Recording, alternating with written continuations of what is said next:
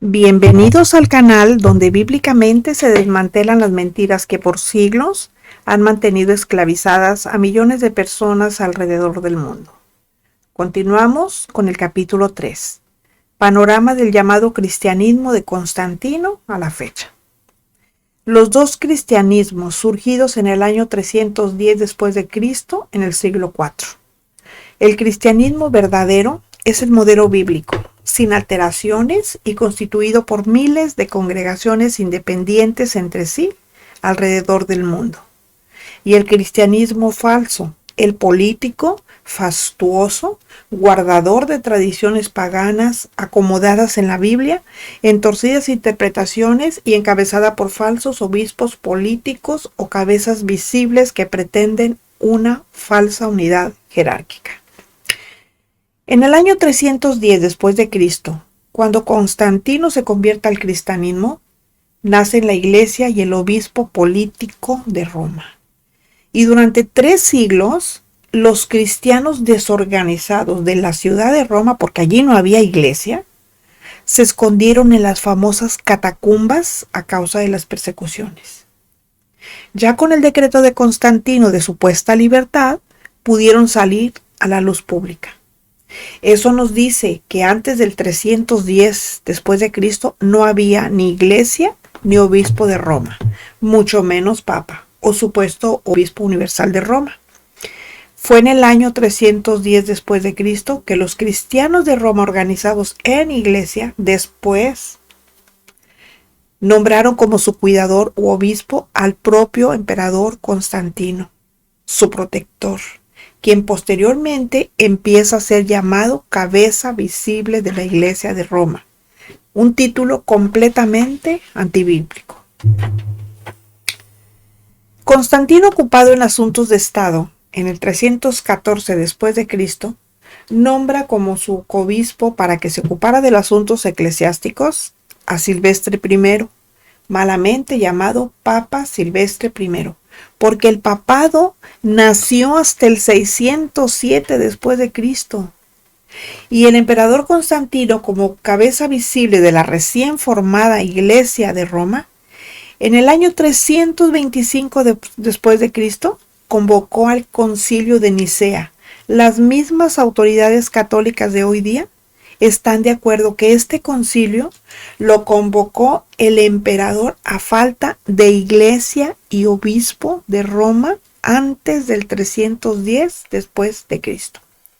Yo les sugiero que cuando se dispongan a escuchar esto, tengan una libreta y pluma a la mano para que vayan tomando los datos, porque se van a confundir, son muchas fechas, son muchos datos, se pueden confundir.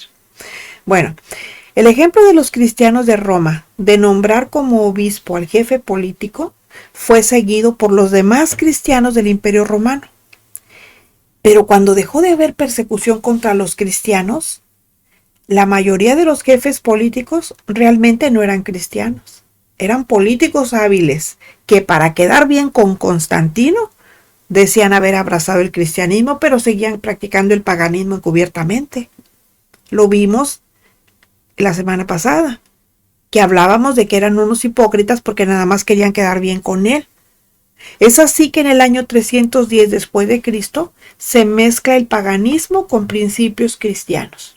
Es decir, cuando su llamado cristianismo deja de ser perseguido, le abre paso al paganismo y la mundanalidad. Porque el verdadero cristianismo siempre será perseguido y sin historia por falta de interés en registrar eventos de gentes sencillas e ignoradas. Los obispos políticos surgidos en el año 310 después de Cristo, practicantes del paganismo, y este punto es muy importante, porque una de las creencias paganas de los romanos era y sigue siendo sobre la supuesta existencia de un purgatorio, por donde las almas de los muertos pasaban para ser purificadas por los dioses manes, que ya mencionamos anteriormente, eran esos espíritus o almas de los antepasados difuntos en la antigua religión romana, y a quienes ellos consideraban divinidades benévolas, pero ¿saben de dónde? Del inframundo, que según ellos protegían a sus familias.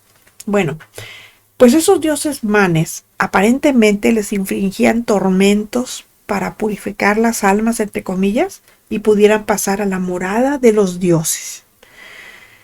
Los romanos paganos creían lo que muchos todavía siguen creyendo, que pagando dinero al sacerdote para que eleve oraciones a los manes, las almas de sus seres queridos fallecidos podían salir más pronto de ese lugar de tormento al que llamaban purgatorio. Esa creencia pagana del purgatorio, lugar imaginario del que no habla la Biblia, pasó como muchísimas otras creencias al falso cristianismo.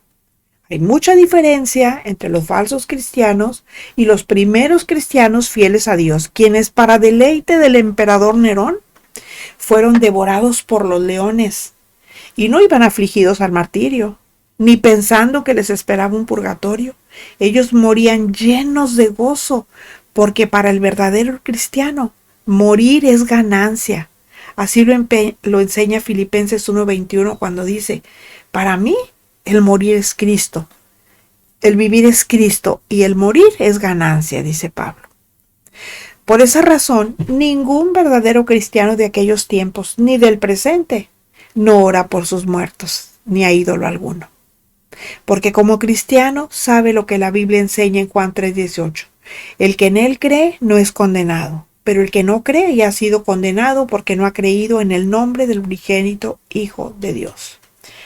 Por eso, Juan 3:16 dice que de tal manera amó Dios al mundo, para que todo aquel que en él crea tenga vida eterna. O sea, no vino por todos, vino nada más por los que creen en él. Nada más por esos vino. Por ello, ningún medio inventado por el hombre puede hacer nada para quitarle la salvación obtenida por fe en Cristo al que ya la tiene. Pero tampoco puede dársela al que murió sin ella. Los cristianos verdaderos no oran por los muertos, ni creen en el purgatorio, ni en ninguna doctrina pagana contraria a la verdad bíblica. Los falsos cristianos de todos los tiempos dejan grandes ganancias a los sacerdotes que lucran con la ignorancia bíblica de los ingenuos para obtener ganancias deshonestas. Miren, les voy a dar un ejemplo bien real. Cuando una persona muere, pues sus familiares, ¿verdad? En su ignorancia, voluntaria, por cierto, porque allá hay demasiada información como para que no la tengan, acuden a que se les ofrezca una misa y pagan. ¿Pero qué creen? Que no solamente van ellas, hay otra persona que también quiere una misa a la misma hora que la persona anterior. Y hay muchas más que van a lo mismo. Pónganle ustedes unas 30 personas y a todas les cobran por la misa. Pero resulta que es una sola misa donde se menciona a las 30 gentes, digamos. Díganme ustedes si eso no va a ser un negocio muy lucrativo. ¿Qué pasa? ¿Qué pasa? ¿Se hace una misa por cada uno de los que pagó? Obviamente no. Solo se hace una donde se nombra a todos los difuntos, pero todos pagaron por alguien diferente. Y a veces se juntan, como les digo, hasta 30. Por eso les pregunto, ¿no será un gran negocio? ¿Eso no es lucrar con el dolor, con la pena ajena? Que por cierto, sí deja, pregúntenles a los sacerdotes y se van a dar cuenta. Los escritores de los siglos 4 al 6 después de Cristo, conocidos como padres de la Iglesia, en sus escritos critican abiertamente todas las prácticas paganas de los falsos cristianos que experimentan costumbres contrarias a la Biblia. Dice Éxodo 20, 4 y 5. Dice: no te harás imagen ni ninguna semejanza de lo que está arriba en el cielo, ni abajo en la tierra, ni en las aguas debajo de la tierra. No te inclinarás a ellas, ni las honrarás, porque yo soy Jehová tu Dios, fuerte, celoso, que visito la maldad de los padres sobre los hijos hasta la tercera y cuarta generación de los que me aborrecen. Padres de la iglesia tan famosos como San Agustín, San Epifanio y San Lactacio critican en sus escritos las oraciones por los muertos. Critican la creencia en el falso purgatorio. Critican el uso de imágenes y esculturas religiosas. Todo eso es opuesto a la Biblia. Pero como era de esperarse, cuando en el siglo VII después de Cristo nació el catolicismo romano, lamentablemente el paganismo pasó a él. Hay razones para considerar que los obispos políticos del siglo IV eran mejores que los actuales papas, obispos y sacerdotes católicos romanos. Las razones, ¿cuáles son? Hechos 10:26 dice, mas Pedro le levantó diciendo, levántate, pues yo mismo también soy hombre. Los obispos políticos del siglo IV se consideraron como Pedro, simples hombres. Es decir, ellos nunca creyeron ser otros Cristos y tampoco se decían representantes de Cristo, ni se creyeron sucesores de San Pedro u otro apóstol. Efesios 5:23 dice, porque el marido es cabeza de la mujer, así como Cristo es cabeza de la iglesia, la cual es su cuerpo, y él es su Salvador. Los obispos del siglo IV nunca se creyeron obispos universales o católicos, porque el único obispo universal es Cristo, y así lo dice la palabra, lo acabamos de leer. Ellos se limitaban a ser simples cuidadores de su respectiva iglesia, pero no como teniendo señorío sobre ella. Así lo enseña Primera de Pedro 5, del 1 al 3, cuando dice, ruego a los ancianos que están entre ustedes, yo, anciano también con ellos, y testigo de los padecimientos de Cristo, que soy también participante de la gloria que será revelada. Apacienten la grey de Dios que está entre ustedes, cuiden de ella, no por fuerza, sino voluntariamente, no por ganancia deshonesta, sino con ánimo pronto, no como teniendo señorío sobre los que están a su cuidado, sino siendo ejemplos de la grey. Los políticos del siglo IV nunca buscaron oír confesiones ni perdonar pecados a nombre de Dios. Esas prácticas surgieron durante los siglos 8 y 13 después de Cristo. Romanos 6:9 dice, sabiendo que Cristo, habiendo resucitado de los muertos, ya no muere, la muerte no se enseñorea más de él. Hebreos 10 al 12 dice, en esa voluntad somos santificados mediante la ofrenda del cuerpo de Cristo hecha una vez para siempre. Y ciertamente todo sacerdote está día tras día ministrando y ofreciendo muchas veces los mismos sacrificios que nunca pueden quitar los pecados. Pero Cristo, habiendo ofrecido una vez para siempre un solo sacrificio por los pecados, se ha sentado a la diestra de Dios. Los obispos políticos del siglo IV nunca pretendieron repetir el sacrificio de Cristo como lo practican ellos al celebrar misas. ¿Por qué? Pues muy sencillo, Cristo ya no muere. Él solamente murió una vez, resucitó y ahorita ya está sentado a la diestra del Padre. La ceremonia llamada misa, diferente a la bíblica Cena del Señor, nació en el siglo XIII con el Concilio Lateranense. Segunda de Pedro 3:16. Casi en todas sus epístolas, hablando en ellas de estas cosas, entre las cuales hay algunas difíciles de entender, las cuales los indoctos e inconstantes tuercen, como también las otras escrituras, para su propia perdición. Es Pedro hablando. Pues es curioso, pero los obispos políticos del siglo IV, aunque torcieron la Biblia para su conveniencia, la consideraban la única fuente de doctrina. Lástima que no la siguieron. En el siglo IV se inician los concilios o reuniones de obispos políticos para tratar cosas innecesarias. ¿Por qué innecesarias? Pues porque ellos trataban lo que ya está definido en la Biblia. Para eso iban, para tratar, cambiar las cosas.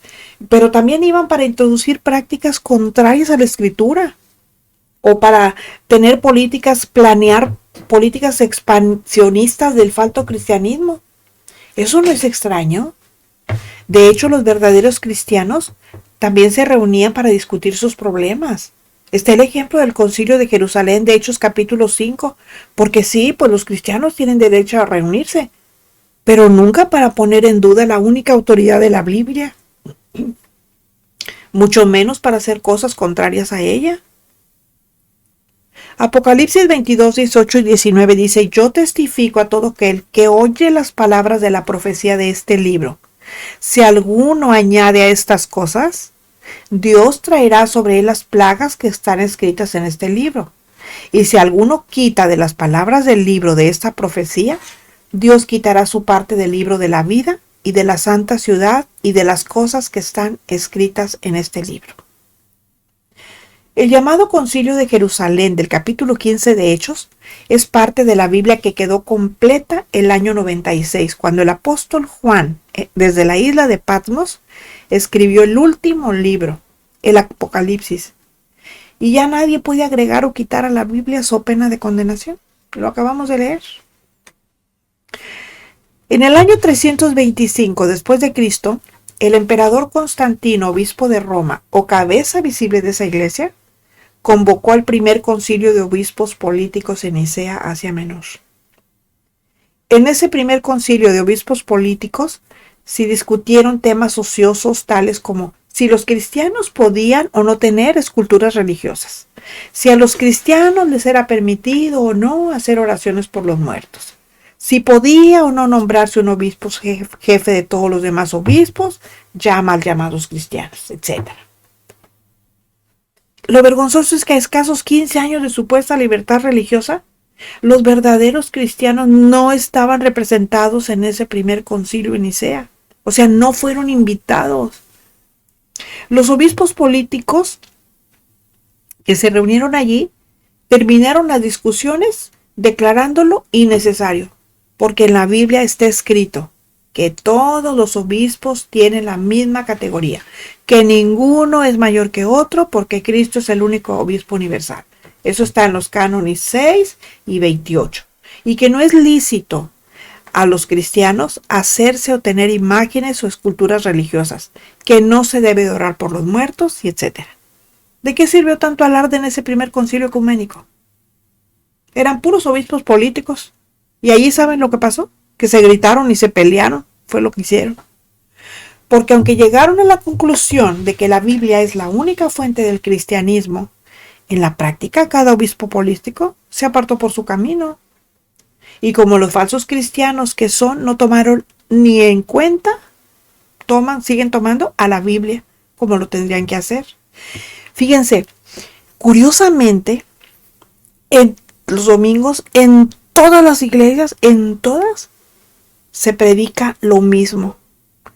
¿Será o no será control lo que están ejerciendo? Yo nada más pregunto. Digo, para ver si ustedes saben, porque yo sí sé lo que están haciendo. Eso es puro control. Están adoctrinando a las masas para que llegado el momento hagan lo que ellos quieren. Si ustedes se fijan, si ustedes están viendo, abriendo los ojos y están viendo lo que está ocurriendo en el mundo, estamos viviendo tiempos proféticos. Y nada más pónganse a checar todo lo que estamos escuchando ahorita y lo que falta todavía. Lo que falta, porque todo lo que viene está mucho más de que no se lo pierdan de verdad. Pero todo está apuntando exactamente al que va a anteceder a nuestro Señor Jesucristo.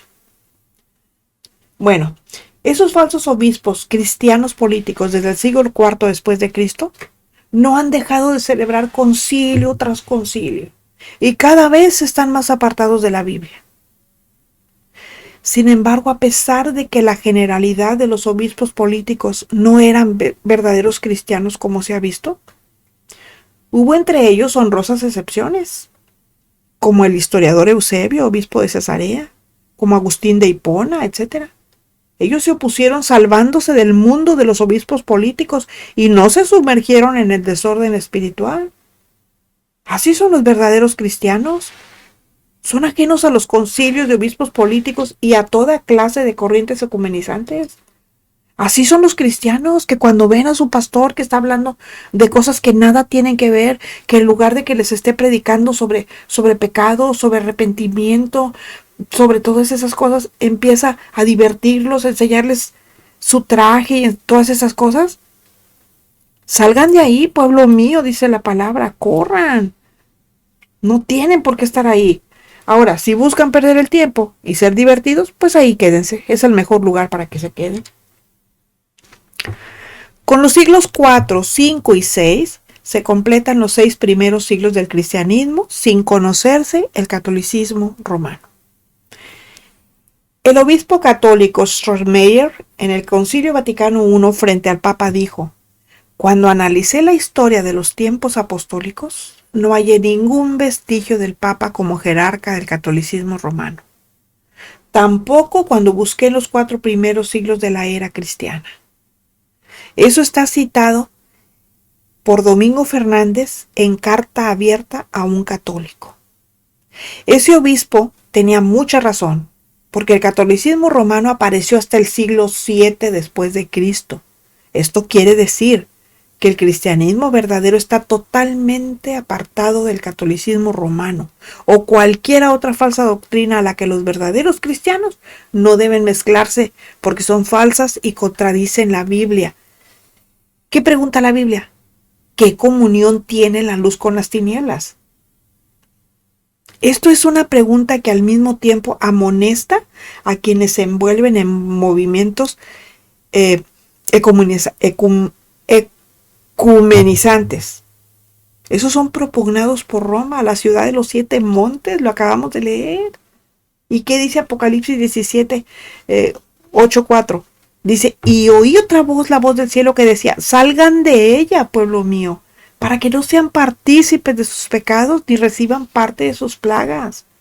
Ustedes lean completo ese capítulo. Yo solamente agarré el versículo 4 porque es el que me importaba ahorita, pero léanlo todo para que se den cuenta. Bueno, concluimos entonces que en el llamado cristianismo de los siglos 4 al 6 después de Cristo, no todo lo que se llama cristianismo es cristianismo, porque el cristianismo de los siglos 4 al 6 siguió igual al de los siglos 1 al 3, formado por infinidad de pequeñas iglesias evangélicas independientes entre sí como en la Biblia, y no sufrió cambio alguno, siempre fue igual, ignorado, perseguido y apolítico. El falso cristianismo, el de los obispos, ecumenizante y pagano surgido el siglo IV, seguirá brotando cada vez que alguien quiera ser cristiano, pero al mismo tiempo conserve su vida social de hipocresía, dando culto a las criaturas antes que al Creador. Y así son muchos que se dicen cristianos, pero que todavía les encanta el mundo. Dice Romanos capítulo 1, 25. Dice: ya que cambiaron la verdad de Dios por la mentira, honrando y dando culto a las criaturas antes que al Creador, el cual es bendito por los siglos. ¿Qué están haciendo? Exaltando a la tradición y las llamadas cabezas visibles de la iglesia. Y a pesar del paganismo practicado por los obispos políticos de los siglos 4 al 6, estos todavía no se consideraban otros Cristos o representantes de Cristo. Tampoco existía el supuesto obispado universal o catolicismo. Todavía no. Bueno, en la última década del siglo VI ocurrió la preparación al catolicismo romano. Y en el 590 después de Cristo, el obispo de Constantinopla, no de Roma, sino de Constantinopla, se autodenomina universal o católico, iniciándose así una década de efervescencia política por tener la supremacía entre los falsos obispos. ¿Qué estoy diciendo con esto? Que en el año 590 después de Cristo, los obispos políticos del Imperio Romano, que en el Concilio de Nicea de 325 habían proclamado la supremacía absoluta de la Biblia y la igualdad de todos los obispos, al reconocer la Biblia con la que Cristo es el único obispo universal, como enseña Efesios 5:23, porque el marido es cabeza de la mujer, así como Cristo es cabeza de la iglesia, la cual es su cuerpo, y él es su Salvador. Para ese tiempo ya habían olvidado sus principios y reconocimiento de la Biblia, porque peleaban la supremacía de todos. O sea, en el concilio anterior, en el concilio de Nicea, ellos habían reconocido la Biblia, ¿verdad? Y decían que los obispos, pues todos eran iguales. Pero ya después, ya empezaron a cambiar. Y mientras los falsos cristianos pelean por puestos, los verdaderos y sus humildes apóstoles, obispos, permanecían al margen de esas cuestiones y respetando como verdadera supremacía únicamente la de la Biblia. Algunos historiadores comentan que a finales del siglo VI, los obispos políticos de Roma, Constantinopla, Alejandría, Jerusalén y Antioquía habían llegado a tal grado de supremacía entre ellos mismos, no entre los verdaderos cristianos, estoy hablando entre ellos, que en el año 509 después de Cristo, los obispos de Jerusalén y Antioquía decidieron declinar su autoridad a favor del obispo de Constantinopla, fortaleciéndole frente a todos los demás obispos políticos, incluyendo a Gregorio I o Gregorio el Grande, que es el mismo, obispo de Roma. Juan el Ayunador era el obispo de Constantinopla, y sintiéndose fuerte y apoyado además por su coobispo, el emperador de Oriente, hicieron a un lado la Biblia y las mismas tradiciones inventadas en sus concilios. Él se autodesignó obispo universal o católico.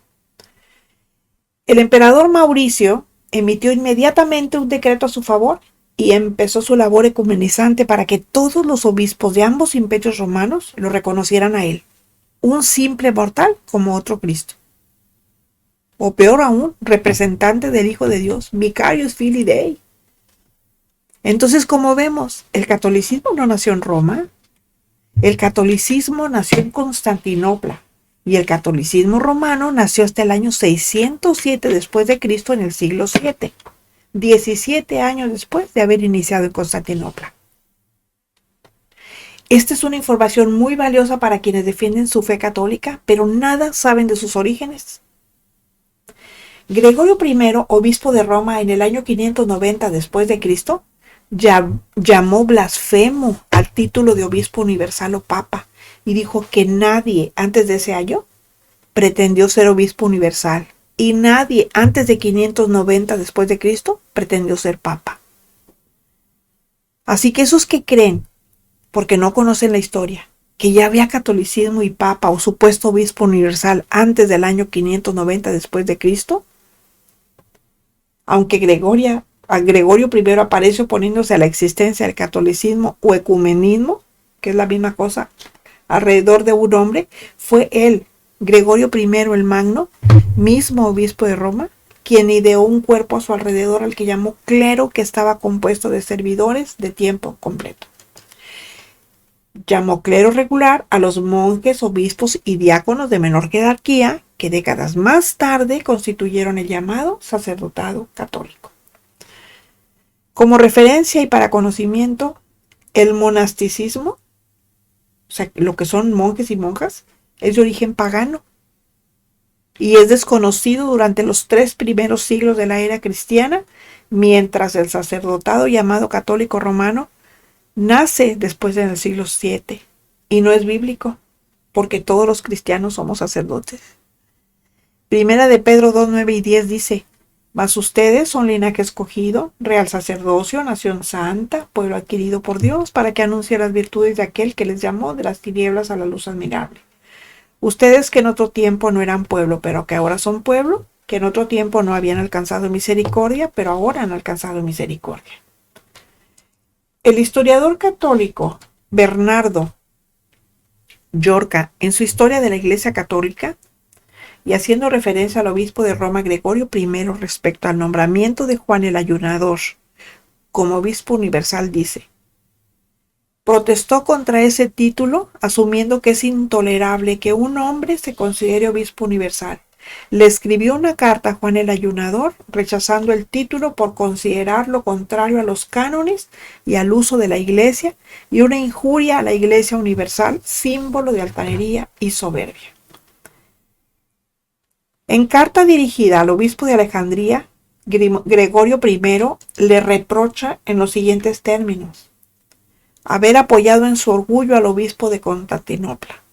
Ninguno de mis predecesores, los obispos de Roma, ha tolerado jamás el uso de un título tan profano, porque si un solo patriarca se califica de universal, el título de patriarca se quita de los demás. Por tanto, nunca más se atrevan a emitir o recibir cartas con un título tan profano como obispo universal. Eso está citado por Domingo Fernández y Bernardo de Llorca. Si no has recibido a Cristo como el Salvador y Señor de tu vida, este es el tiempo. Necesitan nacer de nuevo porque nadie que ame las cosas de este mundo podrá ver jamás el rostro de Dios. Arrepiéntete de tus pecados, confiésalos únicamente a Dios y pídele perdón en el nombre de Jesús, quien te abre la puerta a la vida eterna. Lee la Biblia, ora, empieza a vivir en su verdad y testifica lo que ha hecho en tu vida. Regálenme un like, compartan y les invito a suscribirse a mi canal. Y también me pueden encontrar como la sierva de Jesucristo. Abajo les voy a dejar el enlace. El Señor les bendiga y yo los espero la próxima semana para que juntos sigamos desmantelando mentiras.